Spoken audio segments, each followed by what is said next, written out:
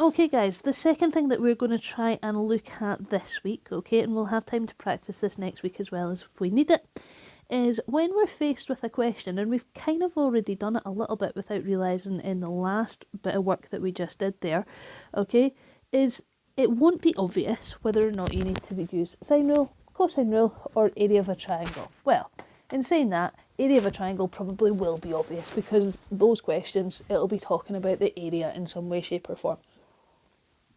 But the rest of them, okay, we need to know whether or not it's going to be sine rule or cosine rule.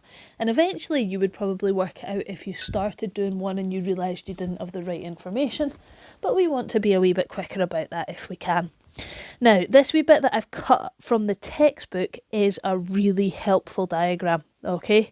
It shows you a really good way of looking at what formula should you use. So, what you can see is it tells you to look at the information you've been given.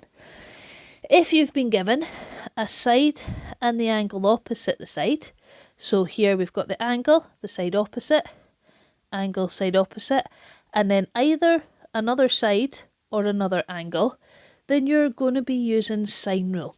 Now, when we introduced sine rule just before Christmas, before we kind of started having to do all this online again, I did talk to you a little bit about the dumbbell idea.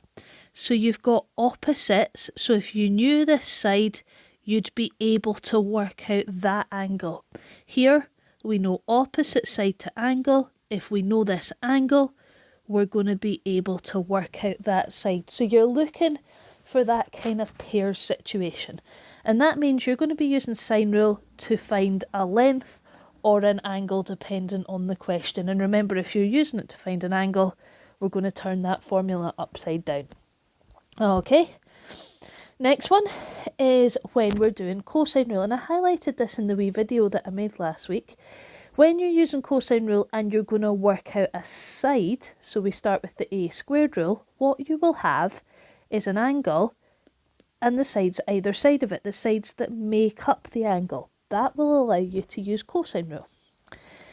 And if you're ever given a triangle and you're given all three sides, it means you can use cosine rule to work out any of the angles in that triangle. So that's the conditions that we're going to look for. We're just going to rattle through a few past paper questions. Couldn't think of the phrase there. A few past paper questions, okay, and I'm going to show you how you would determine quickly which rule you have to use, and then I will do the question, okay, very quickly, but I'm not going to dwell on that part because we really are just focusing on knowing what rule it is. Okay, as I said, if you pick the wrong rule, unless you do something else wrong, you will discover that you've picked the wrong rule because you won't have enough information to finish the question. Okay, so that's helpful in itself. Obviously, area of a triangle, slightly different, okay? But you can see that we need the angle and the sides either side of it. So, first question. Automatically I see, I've got all three sides. That looks like it's going to be cosine rule to find an angle. Okay, now I can actually read the question. Triangle PQR is shown opposite. Calculate the size of the angle. So it is an angle question. We are going to use cosine rule. Now it's asking for the size of angle QPR, which is this angle in here. Remember, Q to P to R. Okay, so if you prefer, let's change the letters. If we're using cosine rule for an angle, formula for cosine rule of an angle, on your formula sheet, remember, so you can go back and double check it. Cos A equals B squared plus C squared minus A squared over 2BC. Okay. From there, this is the angle we're trying to work out, so we're going to call that one A. So there's my little a. B and C can be either way round. So I'm going to have 14.2 squared plus 9.3 squared, take away 7.8 squared, all over 2 times 14.2 times 9.3. And you know that you can type that in whatever way you find easiest on your calculator. Probably depends what calculator you're using at the moment. If you don't have your own scientific calculator and you're using your phone, there are a couple of good apps you can download that kind of give you scientific calculators that look like the ones we use in school. So if you want to know about them, then let me know and I can give you a wee shout. Now, sometimes that'll work out as a nice whole fraction. Okay, this one, it doesn't really, so my calculator's given me the number 8.60555. That's supposed to be a 0, it looks a bit like a 6. 808. Okay, I'm going to keep that number on my screen. Remember, that is not the size of the angle. That is cos of the angle. So to get the angle A, I'm going to do inverse cosine of that 0.8605 and so on. So shift cos on my calculator to bring up inverse cosine, and I get 30.62. Okay. I'm just going to probably write that as 30.6 degrees. And let's go back and read the question. It was angle QPR, so I'm actually going to write it as angle QPR as well, like that. Okay, so that was us working out that it had to be a cosine rule question to work out the angle, and then doing it to get the answer. Let's look at this next one. Set of step ladders has legs 150 centimetres and 140 centimetres long. When the step ladder is fully open, the angle between the longer leg and the ground is 66 degrees. Calculate x, the size of the angle between the shorter leg and the ground. So I'm trying to work out an angle. When I'm working out an angle, if I was using cosine rule, I would need all three sides. I don't have that.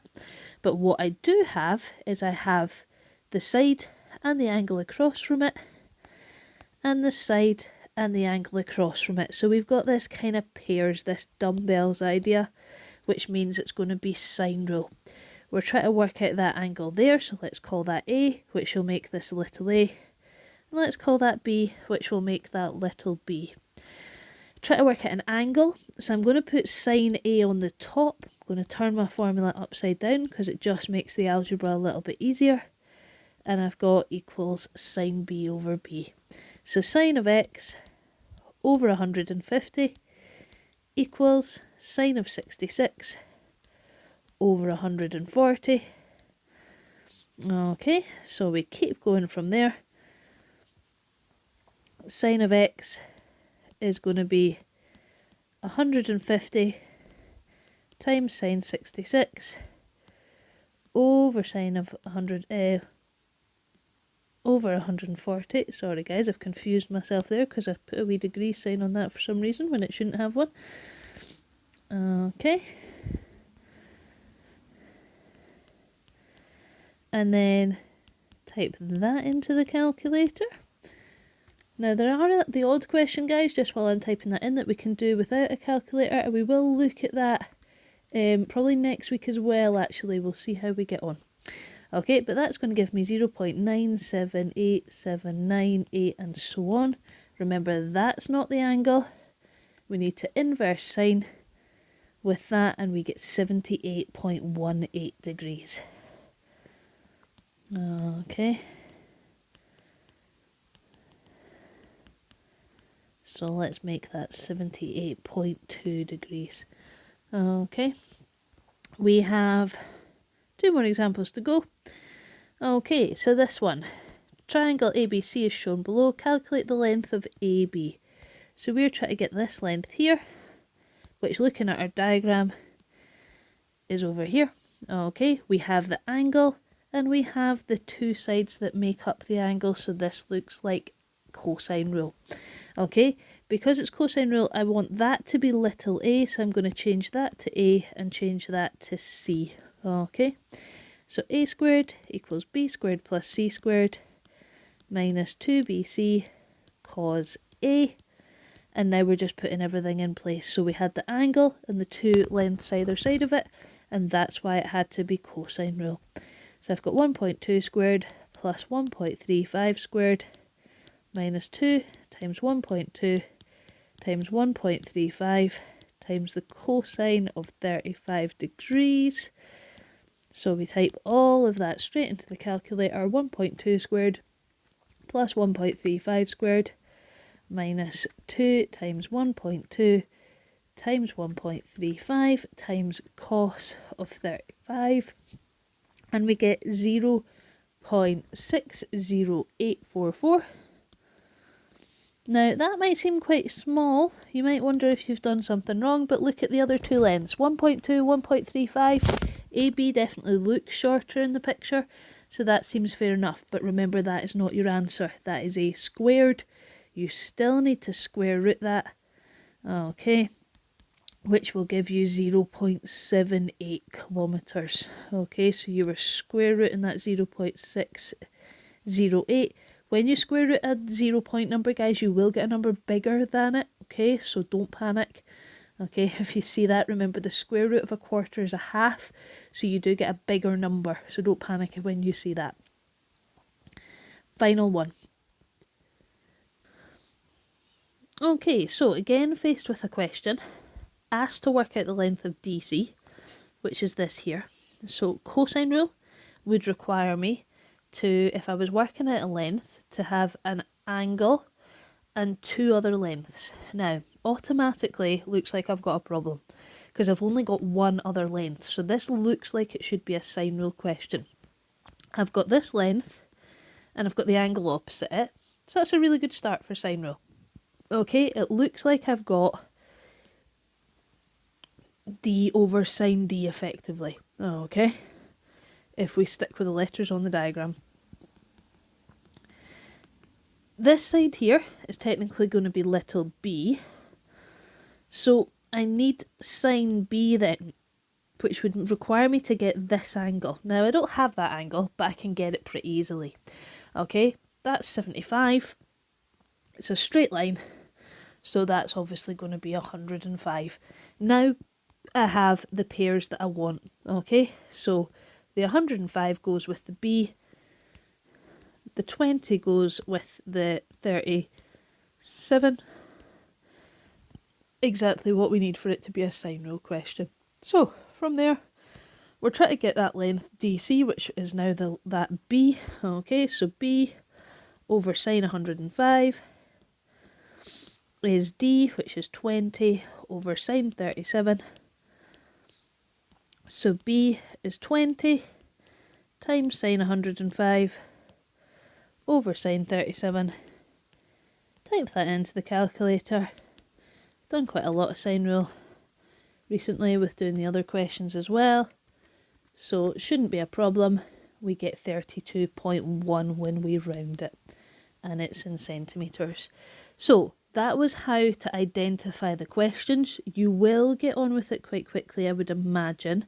Keep that diagram to hand. That is definitely what is going to give you the most help. We've not really talked about the area stuff at the bottom here, guys. Okay, but the area ones I feel always do stand out a little bit differently. When we do a bit more problem solving work on this later, that might come into play again. But at the moment, we're really just focusing on these three. The exercise you're going to look at will have some area questions in it as well, but I've not kind of dwelt on that because as soon as it says area in the question, you know you're going to be looking at the area of a triangle formula, hopefully.